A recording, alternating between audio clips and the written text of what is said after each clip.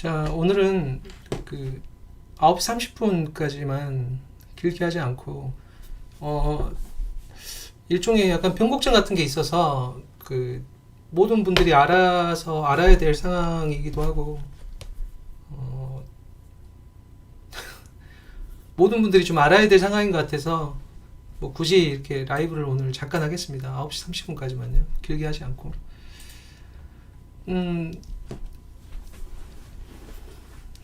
여러분이 인생을 살거나 무엇을 하더라도 이 변곡점이라는 게 있잖아요. 그러니까 변곡점이라는 것은 밋밋한 게 아니라 변하는 거예요.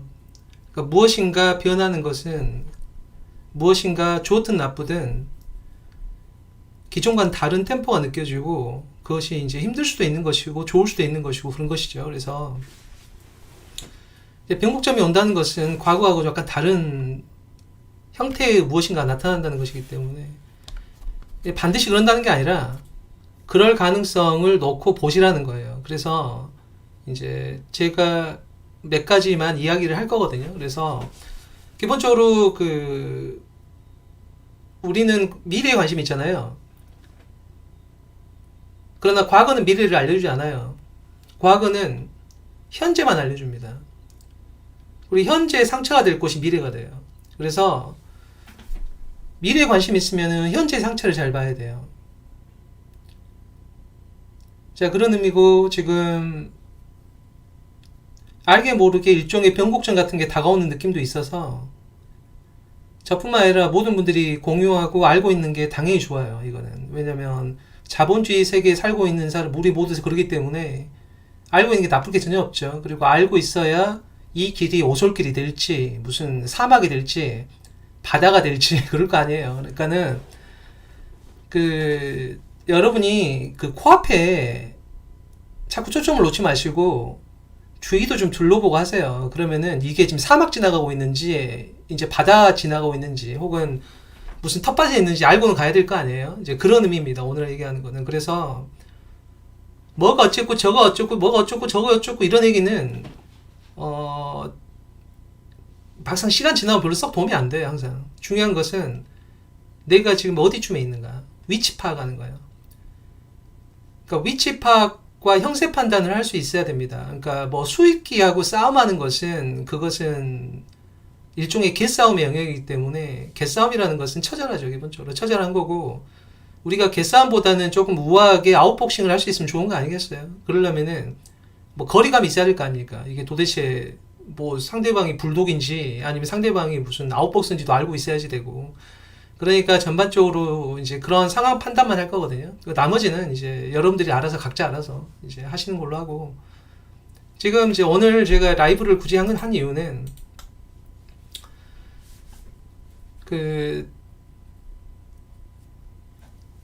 가장 중요한 하나의 변화 같은 가능성 때문에 그래요. 그래서 이게 이제 좋은 쪽으로 발현되기를 원하죠. 이제 그런 의미로 이제 여러분들하고 얘기를 할 것이고,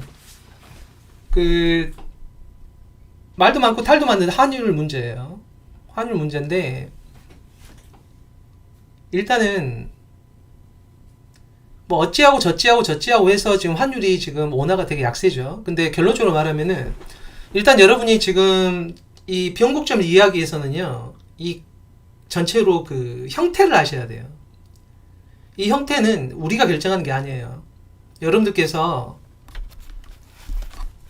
제일 중요한 형태를 바라볼 때 형태 안에 어떤 좌표를 알려달라 이렇게 하는 거를 대부분 물어보시는데 그게 중요한 게 아니라 형태.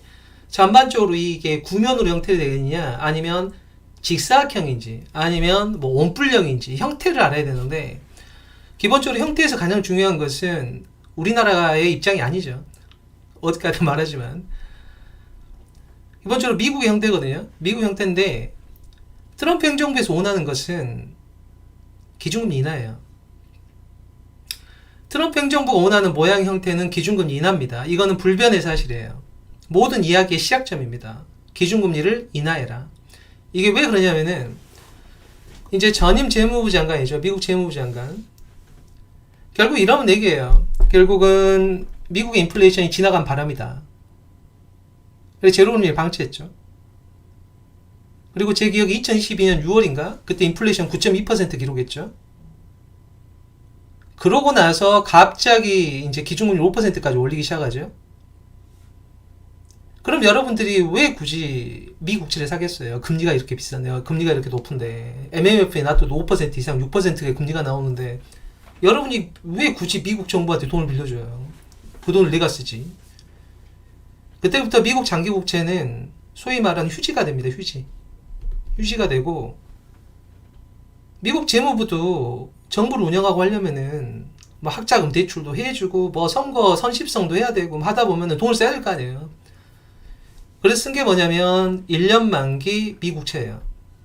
제한이 없어가지고 그걸로 어마무시하게 돌려왔던 세월이 엄청 됐습니다. 지금 그래갖고 지금 현재 재무장관도 돌이 없어요. 왜냐면은 기준금리가 너무 높아요. 이렇게 기준금리가 높으면은 국채를 안 삽니다, 사람들이. 그래서 미국의 장기국채는 한마디로 말하면 이제는 거의 쓰레기 취급당하고 있는 지가 벌써 한 몇 년이 됐어요. 몇 년. 그러니까 여러분들께서 굉장히 여러분이 조금 불편하거나 좀 싫어하거나 아니면 조금 짜증이 많이 나는 사람이 있거든. 미국 국채가 되게 좋다고 추천해 주시면 돼요. 굉장히 좋다고 막. 뭐 지금 같은 세월 같으면은요, 이게 뭐 미국 시카고 쪽 그쪽 정말 천국이다. 뭐 이렇게 뭐 오하이오라든가 뭐 미러키, 시카고 이런 쪽 있죠. 미네소타 이런데 그 천국이라고 말해주면 되거든요. 근데 그런 비슷한 거예요. 그러니까는 미국의 장기 국채는 한마디로 말해서 안전자산에서 거의 퇴출당할 지경까지 몰려갔습니다. 지금 현재 상황이. 이건 여러 가지 이유들이 있어요. 그거는 뭐 자세한 정치적인 얘기니까 빼고요. 그래서 미국 국가 채권은 거의 쓰레기 취급받는 상황이 되고 있어요. 그러니까 안전자산에서 퇴출당하고 있다고 보아야 되겠죠.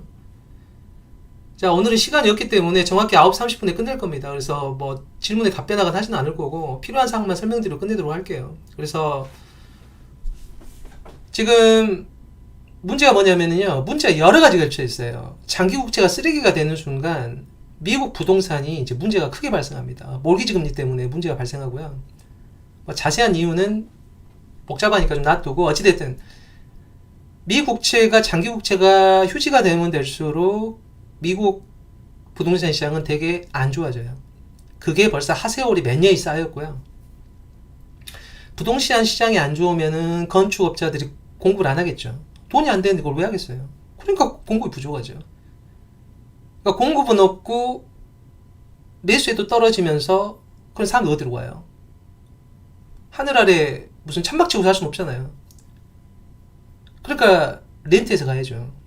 그럼 렌트비가 비싸지겠죠. 그래서 민심이 이반되는 거예요. 지금 상황이.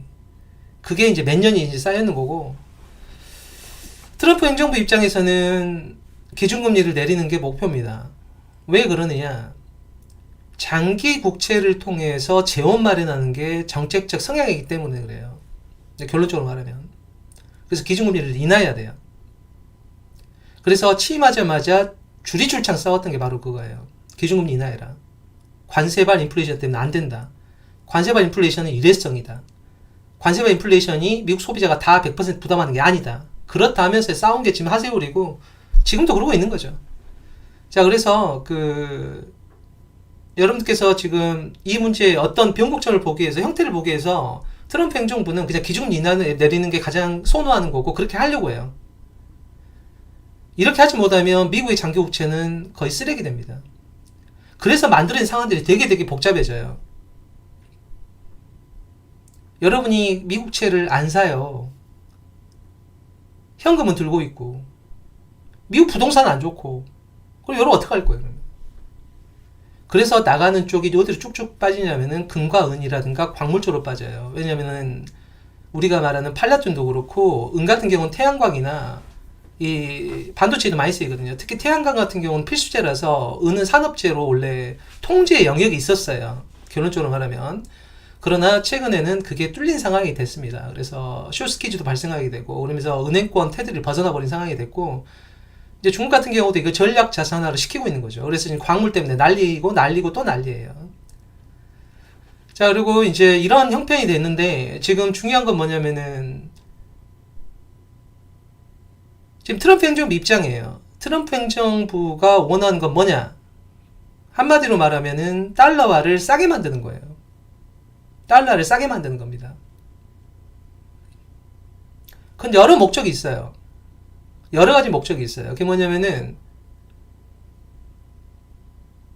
일단 달러가 싸야 본이 원하는 수출이 잘 되고요. 그 다음에 인플레이션으로 부채를 불질러 버릴 수 있잖아요.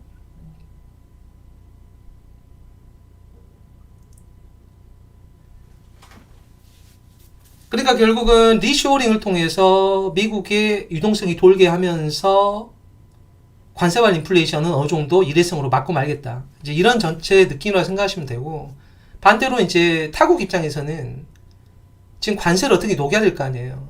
그러니까 자국 통화 약세를 계속 추진하는 거죠. 자, 어찌됐든 우리나라도 그 단상인데, 우리나라의 원화는 어떻게 말씀드릴 수 있냐면요, 여러분이 우리나라 원화를 너무 기대하거나 높게 평가하시면 안 됩니다.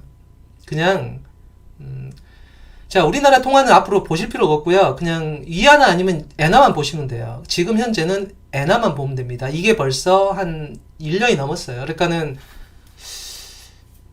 좀 조심스럽게 말을 해야 되긴 하겠지만, 원화는 여러분이 굳이 볼 필요 없고요. 그냥 엔화만 보면 돼요. 그러니까는 그냥 그래요. 그냥 원화는 볼 필요가 없고 그냥 엔화만 보시면 돼요. 그냥 엔화가 비싸지면 원화가 비싸지고요. 엔화가 싸지면 원화가 더 싸진다고 생각하시면 돼요. 그 이유는 말 안 하겠습니다. 노코멘트 할 거예요. 굳이 말하고 싶지 않아서. 자, 그게 한참 됐는데, 그러니까는, 자, 그래서 결론이 뭐냐면은, 짧게 끝낼 거예요. 저기, 최근에 나온 뉴스 중에 가장 중요한 게, 베센트라는 인물이, 이제 달러와 엔화 환율 릴레이트 체크를 하겠다, 레이트 체크를 하겠다는 말이 나오잖아요. 예, 그게 어떤 거냐면은 한 일주일 뒤에 피검사 할 테니까 그때 금식하시고 하세요. 이 얘기 하는 거랑 좀 비슷해요. 자, 그래서 이거는 상당히 중요한 발언이고 중요한 언급이고 변곡점이 될 수 있는 부분이에요. 왜 그러냐면은 직접 환율에 이제 개입하는 전 초입이라서 그래요. 그러니까 여러분이 우리나라 원화가 어쩌고 저쩌고 한국은행 어쩌고 저쩌고 그런 거는 들을 필요도 없고 의미가 전혀 없어요. 그딴식으로 말하면 거의 의미가 없습니다. 이유는 말하지 않을게요. 노코멘트 할 거예요. 별로 하고 싶지 않아요.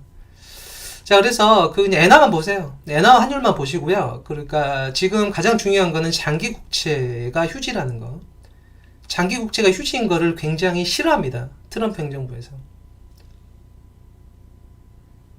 굉장히 1년 만기 미 국채로 돌리는 거가 지치고 이제 짜증나는 상황이 이제 왔기 때문에 이제 장기 국채 쪽으로 발행을 하고 싶긴 한데 지금도 금리가 높아요. 자, 지금 여기에 여러분이 최근에 이제 관심을 둬야 될 게, 자, 그러니까 우리나라는 별로 거의 특별히 얘기할 건 없고요. 그냥 일본의 국채가 휴지가 됐다. 그럼 대충 느끼시면 돼요. 우리나라 국채도 휴지가 된다. 일본 엔화가 휴지가 되면 우리나라는 더 휴지가 된다. 그렇게 생각하시면 됩니다. 그 자세한 거는 그냥 별로 얘기하고 싶지 않아요. 노코멘트. 자, 최근에 여러분이 보시다시피 일본의 장기 국채가 휴지가 되고 있다는 얘기 좀 들으셨을 거예요. 뭔지 모르겠지만 우리나라도 장기 국채가 휴지가 되고 있겠죠. 안 산다는 소리잖아요. 안 사면 어떡해요? 싸구려 되는 거죠.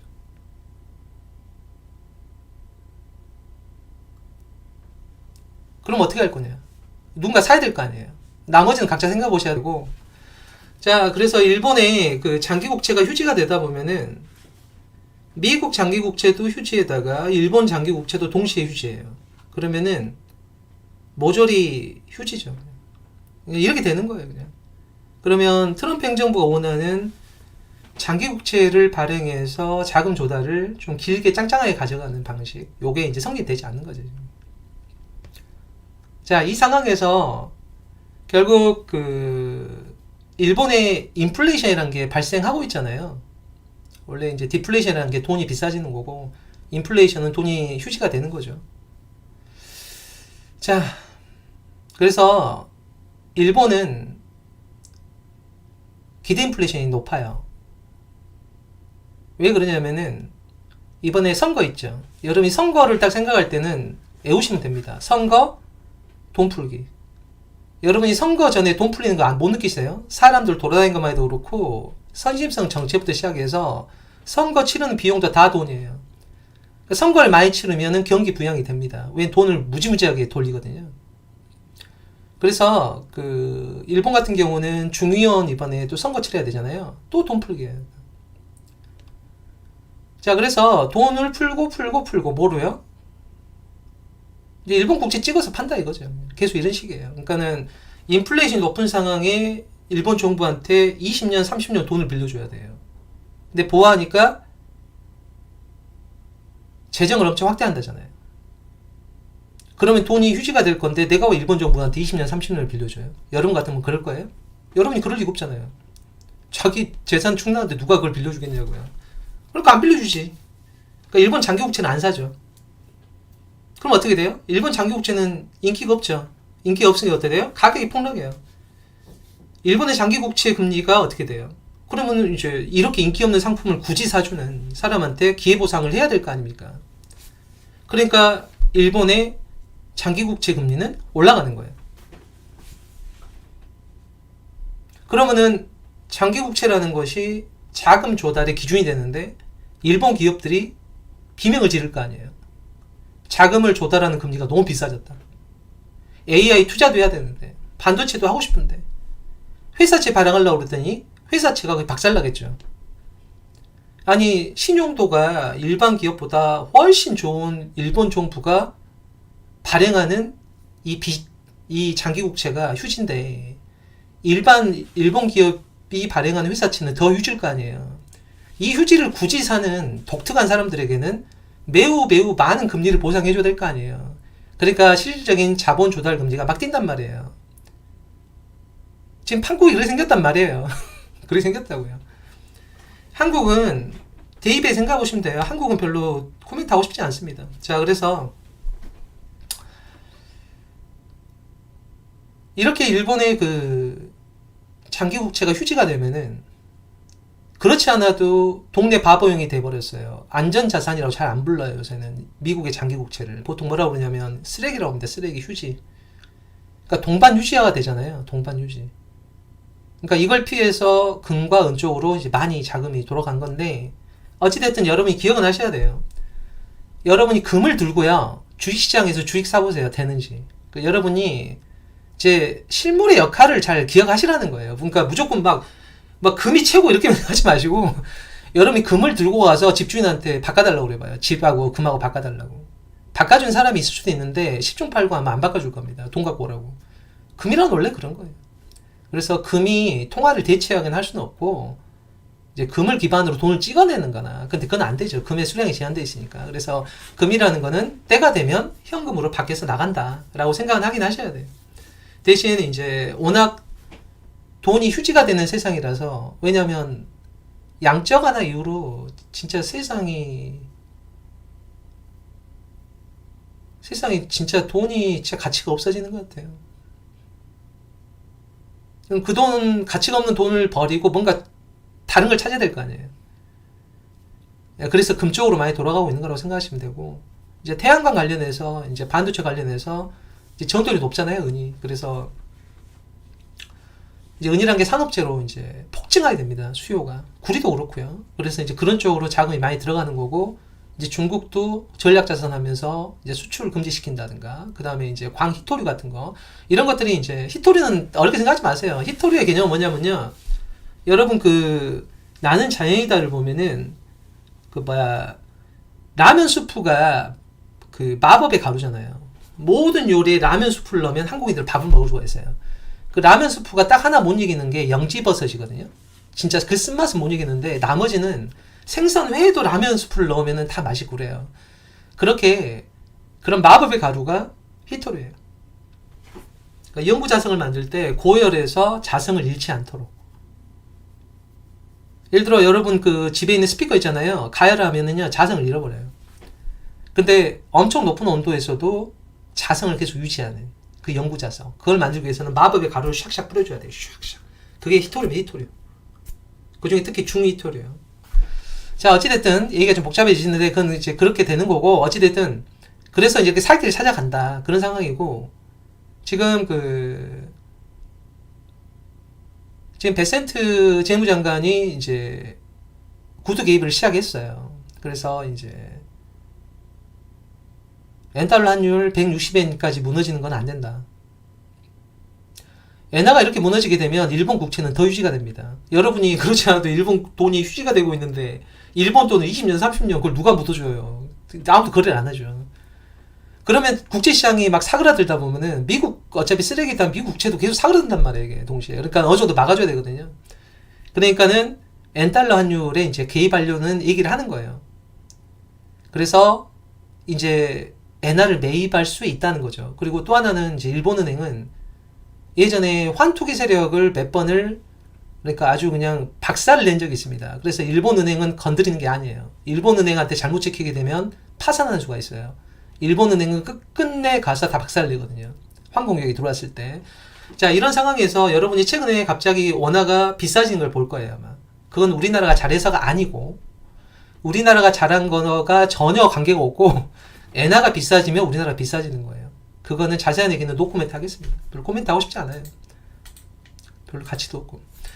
자, 그래서 이제 엔화가 비싸지게 되면 그러면 여러분이 걱정이 많았던 원화도 상대적으로 비싸지겠죠. 이렇게만 생각하시면 돼요. 그냥 간단히 생각하시면. 이론적으로 무슨 이자율 환율 조건이 어떠고 국제 PC 효과가 이런 거는 보다도 그냥 금리 차이예요. 여러분이 라면 끓일 때 무슨 계량컵에 그램 갖고 다 재고 라면 끓이나요? 라면 잘 끓인 것은 눈대중으로 삭삭삭 하면서 필요한 재료 넣고 자기 나름대로 하잖아요. 그러니까 금리차라고 생각하시면 돼요. 그게 라면 끓이는 거고 무슨 이론이 어쩌고 이런 거는 무슨 라면 포장에 있는 설명서 같은 거예요. 그런 거는 학교 다닐 때나 생각해 주시고 나머지는 별로 의미가 없는 거고요. 자, 이제 앞으로 이제 짧게 얘기를 하겠어요. 7분 남았으니까. 이제 달러가 약세란 소리예요. 엔화가 비싸면. 알았죠? 엔화가 비싸면은 달러가 이제 약세가 되겠죠. 알았죠? 달러 약세. 그러니까 달러 약세에서 지금 답을 드릴 거예요. 지금부터가 이제 결론이니까 나머지는 여러분 여기저기 찾아보고 하세요. 파편으로 나와 있을 겁니다. 이것저것. 근데 정체 모양을 말해주는 거예요. 크게 5가지 방향 정도를 말씀드릴게요. 첫 번째는 달러가 싸구려다. 달러가 싸요. 그럼 달러를 왜 가져요? 이 싸구려를. 그러면 금을 가져야지. 아셨죠? 달러가 싸구려면은 금과 은 같은 원자재가 낫다 이거예요. 달러 싸구려 휴지 조각을 왜 갖고 있어요? 그거를. 달러가 싼데. 당연히 금이나 은이나 원자재 쪽이죠. 그러면 우리는 추론해 볼 수 있는 거예요. 아, 금이나 은이 쉽게 안 죽겠구나. 원자재나 광물도 쉽게 죽지 않겠구나. 구리? 이번에 마이크로소프트가 위스콘신도 마찬가지예요. 여러분이 싫어하는 사람에게 천국이라고 추천하면 딱 좋습니다. 지금 날씨에. 위스콘신의 데이터 센터 승인 받았다고 그러잖아요. 그리고 네비우스에 투자하죠. 엔비디아가. 결국 데이터 센터는 투자돼야 돼요. 결국 AI는 투자될 수밖에 없습니다. 그래서 에너지도 같이 가야 돼요.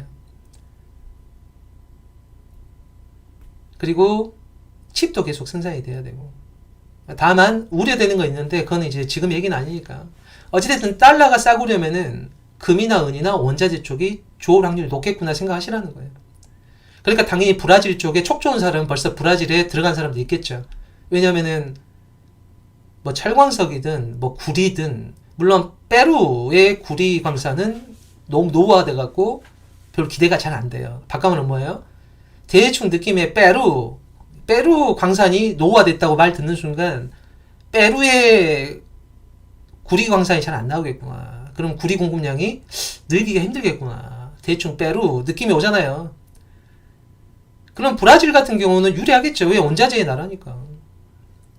그런 느낌이고. 그 다음에 달러가 싸요. 달러가 싸구려라고. 달러가 약해진다면 어떻게 돼요?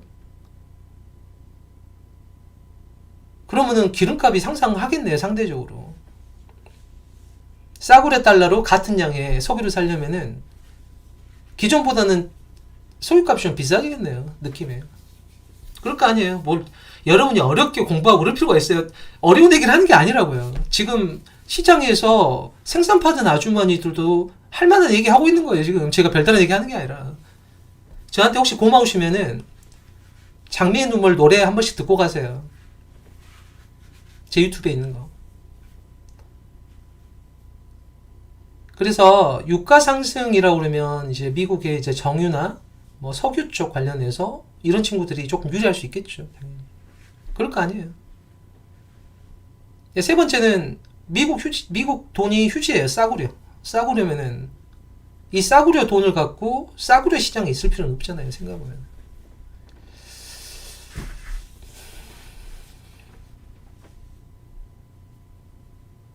아니 고마우면 표시를 해야지. 그런 정도는 들어주고 해야지. 안 그러면 이게 상도이가 아니죠. 이건 당연한 거 아니야, 이거는? 당연한 거지. 그럼 안 하지. 자, 그래서, 미국 증시가 여러분이 M7이 안 되는 이유를 제가 설명해 줬잖아요. 그래서, 느낌이 오잖아요. 미국 싸구려 통화가 돼버렸어요. 달러가 싸구려가 될 거라고 생각했을 때, 그럼 미국 증시로 갈 거냐, 이머징으로 갈 거냐 생각해 보라는 거예요. 아무래도 이머징 마켓으로 자금이 유입되는 확률이 높을 거 아니에요. 어려운 얘기를 하는 게 아니라 무슨 공부하고 다 관계없고 지금 하는 것은 그냥 물이 흘러가는 방향만 보자는 거예요. 그거는 시장에 생선 파는 아주머니도 쉽게 되게 다 얘기할 수 있는 거예요. 그러니까 우리가 뭐 무슨 이론 같은 소리예요. 무슨 그러다가 폼 잡다가 두드러 맞아요. 현실에서는 최대한 간결해야 돼요. 실전에서는 간결하고 속도감이 있을 거예요. 실전은 격렬하고 잔인합니다. 그래서 폼 잡다가는 사망하는 수가 있어요. 간결하고 빠를 것. 복잡한 건 안 돼요. 그거는 혼자만의 유희입니다. 복잡하다가 목에 칼 꽂혀요. 실전에서는 남을 때리는 게 중요한 게 아니라 안 맞는 게 제일 중요해요. 맞으면 진짜 아프거든요. 전쟁에서는 안 죽는 게 우선돼야 돼요. 남을 죽이는 게 우선되면 안 되고 내가 일단 안 죽어야 남을 죽일 거 아니에요. 그러니까 죽으면 끝장이니까. 자, 첫 번째가 이제 금과 은이나 은자재 이런 쪽은 미국 달러가 싸구려라서 그쪽으로 도망갈 확률이 높겠구나. 대충 생각을 해볼 수가 있다는 거고. 두 번째는 같은 석유를 사더라도 1배를 사더라도 달러가 싸구려면은 달러로 결제할 때 더 비싸게 내려올 거 아니에요. 그러니까 정유나 석유화학 쪽 관련해 갖고 이제 그런 쪽 친구들은 이제 EPS가 좀 개선될 수 있겠죠. 아무래도 영업이익률이. 세 번째는 이제 아까 말한 대로 달러가 싸구려면은 미국 증시에 있는 돈을 좀 밖으로 빼갖고 환전해갖고 좀 통화가 비싸질 곳으로 들어가갖고 거기서 조금 놀려고 하는 사람들이 생길 거 아니에요. 그러니까 그 이머징 마켓 중에 하나가 한국이죠. 또 일본으로 들어갈 테고 당연히. 그리고 거듭 말하지만 우리나라는 정말 메모리는 목숨 걸고 해야 됩니다. 한국에 진짜 동아줄이 동아줄.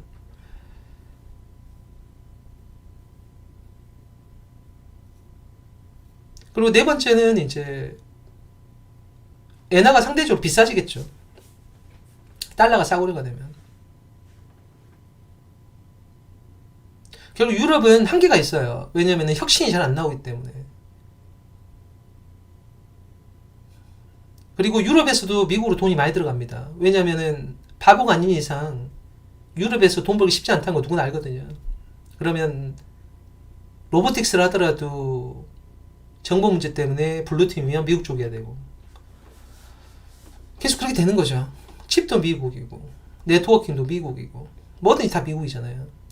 자, 그러면은 이제 일본 쪽으로 들어올 확률이 높은 거고 엔화가 비싸지면 우리나라는 그냥 따라가는 거예요. 원화도 아무것도 안 해도, 그러니까 이런 거죠. 어떤 식으로 생각하시면 되냐면, 그러니까 반에서 50명이에요. 그래서 반에서 49등이었어. 내가 49등이었는데, 갑자기 8등이 된 거예요. 왜 그러느냐? 앞에 애들이 전부 다 전학 갔어요. 없어, 사람이. 앞쪽 애들이 다 전학 가갖고 갑자기 8등 된 거예요. 이런 상황이라고 생각하시면 됩니다. 아니면은, 그때 그 시험 보는 날, 전부 다 생선회를 잘못 먹어갖고, 전부 다 병원 입원하고, 나는 그때 생선을 싫어해가지고 안 먹었던 거예요. 그래가지고 아무것도 한 게 없는데 8등이 돼버린 케이스라고 생각하시면 돼요. 그리고 마지막으로 생각할 수 있는 게 코인이라는 것은 기본적으로 여러분이 코인을 볼 때